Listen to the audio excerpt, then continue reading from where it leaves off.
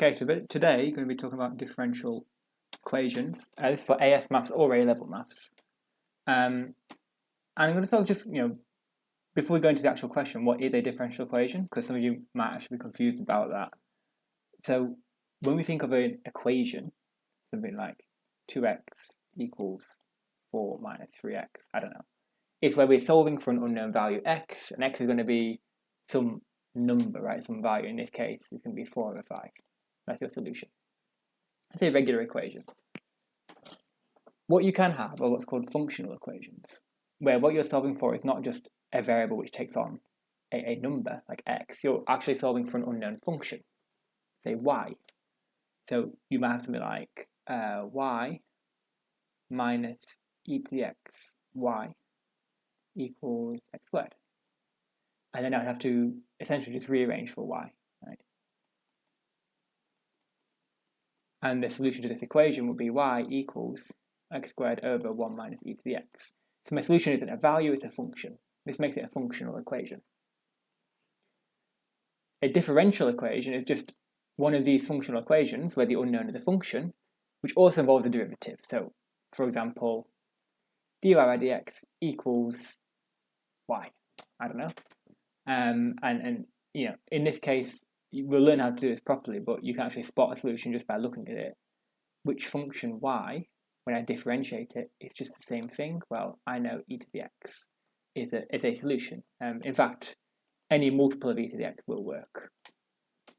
That's more of a general solution. But this is the idea. And the very first sort of basic kind of differential equation, which is mainly sort of AS, would be of the form dy by dx equals just some function of x, an expression in terms of x. So, for example, my equation might be dy by dx equals x squared plus 1. And the way we solve this would be nice and simple. You integrate both sides. We know integration is the opposite of differentiation. So if differentiating y gives me x squared plus 1, I know to get to y, I need to integrate x squared plus 1. Okay, so it's kind of like y, differentiate, I know I get x squared plus 1. So to sort of do the reverse process, I need to integrate respect to x. Right? And in this case, I would say that y is, well, it's the integral of x squared plus 1. It's x cubed over 3 plus x plus c. So it's sort of a general solution. C can be any constant.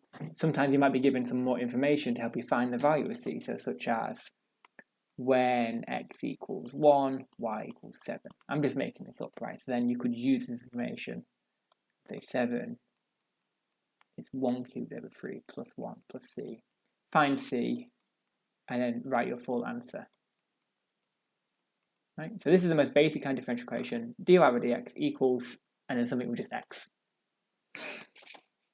In year 13 in A level, that's a bit too easy. That's quite rare you'll see that.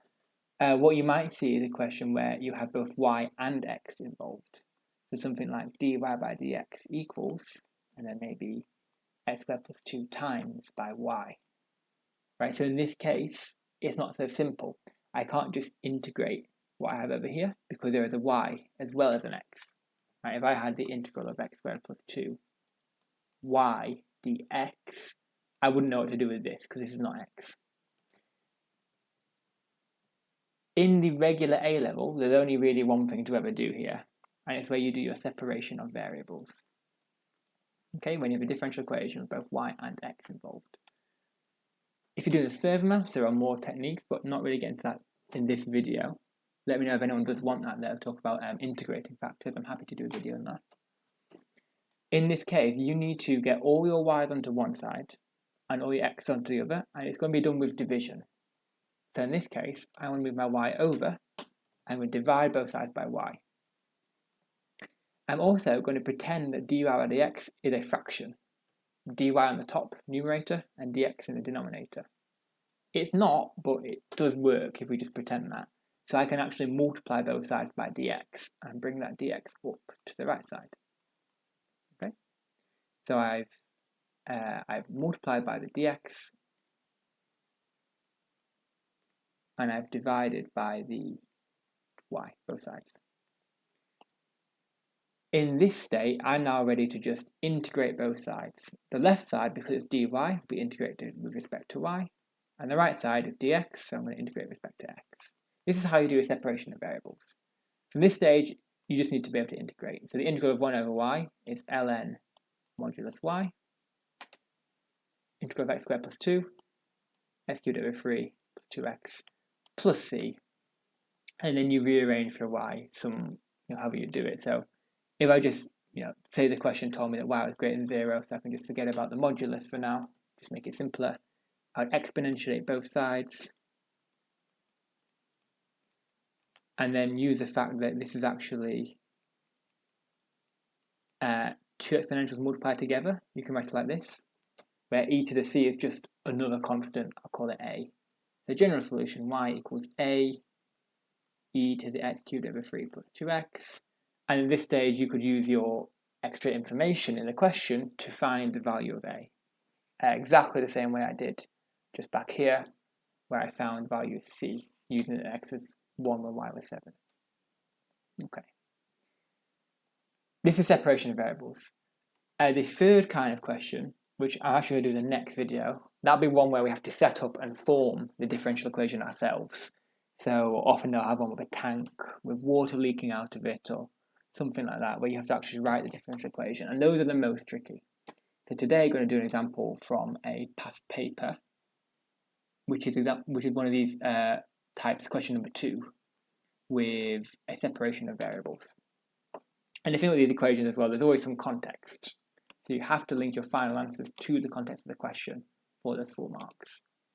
So here's the question. The height of a passenger is given by this differential equation, where t is the time in seconds. This is actually really important to note for later when we have the context. T is measured in seconds, h is measured in meters. Given that the passenger is 5 meters above the ground at the start of the ride, well, this sentence, this is like my extra information to find that value of c. Yeah, I'm going to translate this sentence mathematically. When t equals blank, h equals blank. Well, h is 5 meters above the ground. H measures height above ground. So h is 5. And at the start of the ride, well, t is the number of seconds from the start of the ride. So at the very start, t would be 0. Part A, show that h equals, this will be a solution to that differential equation. Right? I've solved for the unknown function h. So I need to solve this differential equation. Because I see there's h's and t's on the right hand side there, I know I'm going to have to do a separation of variables where I divide. Okay, so let's divide. I want my h's on one side, so I'll divide by h. I want my t's on the other side, so I'll multiply up by that dt. So that's cos 0.25t over 40 dt. The 40, it can be on either side, it's not going to affect your final answer. Now I just stick an integral sign on both sides. This is how to write an exam. You have to rewrite the whole thing again. Just stick your integral sign. Okay, integral of 1 over h. Now, h here is the height above the ground. I don't think the height can really be negative, right? It can't be, and maybe the roller coaster does go below ground. It doesn't say h is greater than 0.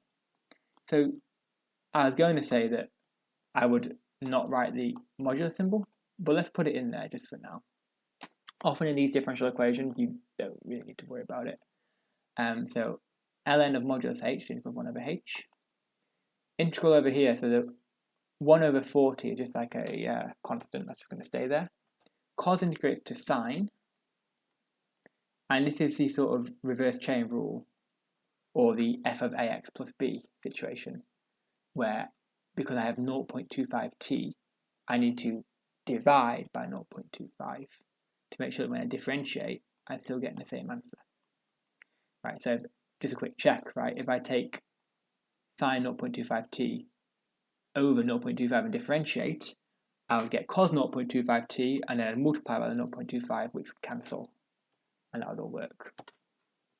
Okay, so this is my antiderivative, and you just put plus c on any one side of the equation. Let's just tie this up a little bit. So ln modulus h, 1 over 0.25 is just 4. So this is a 40, wasn't it? So it becomes 4 over 40, or 1 over 10. So sine 0.25t over 10 plus c. I'm going to exponentiate both sides. So e to the power of, to get rid of that ln. And I'm not going to worry about the modulus. Okay, this is a modelling question. H is a positive height. I'm just going to have h.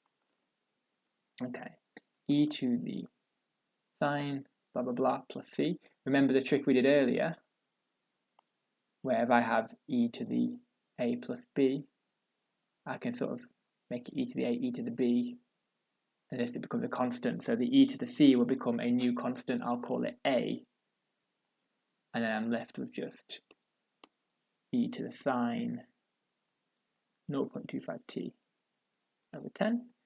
This is looking promising. Getting there. I'm going to have to find this unknown constant a. Well, I'm going to use my information, right? When t is 0, h is 5. So when t is 0, h is 5, that means that 5 equals unknown a e to the sine 0.25 t with 0 over 10. Now, sine of 0 is 0. 0 divided by 10 is 0. E to the power of 0 is 1. This tells me that 5 equals a.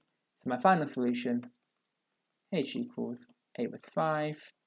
E, and I'll write it like how it says. So it doesn't say divide by 10, it says multiply by 0.1. So I'll do that. Okay. So not too bad. I just had to separate my variables, integrate both sides, find my unknown constant, and my final answer. And to show that, so I know I've got it right, which is quite nice.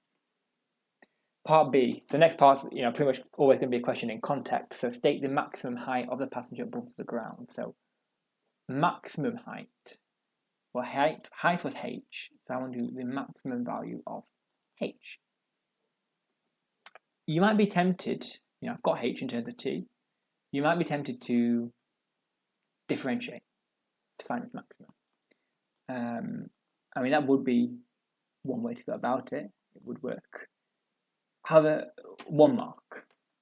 This would be quite a complicated thing to differentiate. You then have to set it equal to 0, check that it's a stationary point, check that it's a maximum point. It's be quite a lot to do. So for 1 mark, we can be a bit more clever about this. I'm looking to maximize this function. I know t is going to be a number which is greater than equal to 0 because it's time after the ride starts. If I have e to the power of something, I want to make it as big as possible. I need to make that something as big as possible. Right?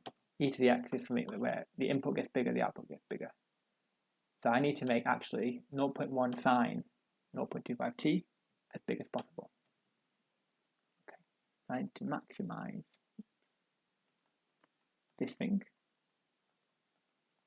which means I just need to maximize the sine, right? And the maximum value of sine, I know, is 1. So the biggest value of h is going to be e to the 0.1. Now sine of 0.25t, the biggest this could be is just 1. Okay, the 0.25 is not affecting my maximum value, it's just affecting at what time that maximum occurs. That's just e to 0.1, and then I would put my calculator and get an actual decimal. So 1.11 meters, that's the 2 dp. Okay, also I forgot my 5, didn't I? Just realised the whole way through. Okay. So there should be a 5 here. It should be, well, again, it's 5 times something, so I'm still maximising this. It doesn't change anything. 5 times, 5 times. I need to take my answer and times it by 5. Okay, 5.53. Maximum height is 5.53. Unit was meters, and that was the 2 decimal places. Okay, almost lost some marks there. C. The passenger reached the maximum height for the second time, T. Okay, so this maximum height is actually being reached, more than once. We can kind of tell this because with a sine is periodic. So the question is asking about what time is the height maximized. So it's saying at what time is my whole expression maximised, which is when the sine part is maximised. So what time is sine 0.25t maximised? And one thing about doing calculus, which is integration differentiation, with sine and cos, you're always going to be in radians. Okay, calculus does not work in degrees. So I know I'm in radians. So always radians for differential equations. So if I think about my sine graph, when do I get the sine is 1? You could do the inverse sine of 1 on your calculator and then solve for the solutions. I hope that if you're about to take your year 13 exams, you're able to actually sketch the sine graph though. I don't know why that didn't work.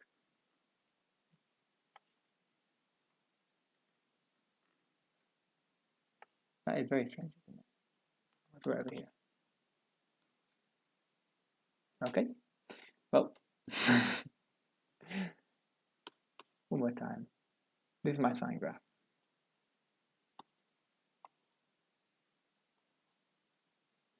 I don't know how that happened. When is this maximized? Well, the maximum we know occurs at 90 degrees, which is pi by 2. And the next maximum is one full period later. It's 360 degrees or 2 pi later. Pi by 2 plus 2 pi, which is going to be 5 pi by 2. So I know the second maximum is when my input to sine is 5 pi by 2. My input is 0.25t. So the second maximal is when 0.25t is equal to 5 pi by 2. If I was solving for when it is first maximized, I would just make this pi by 2.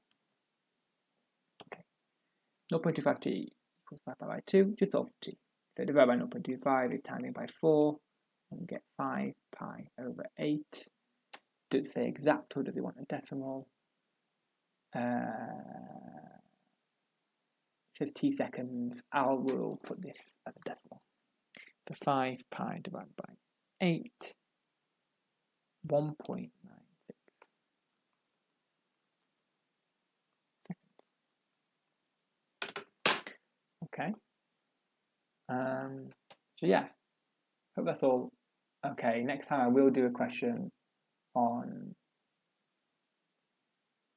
I made a mistake.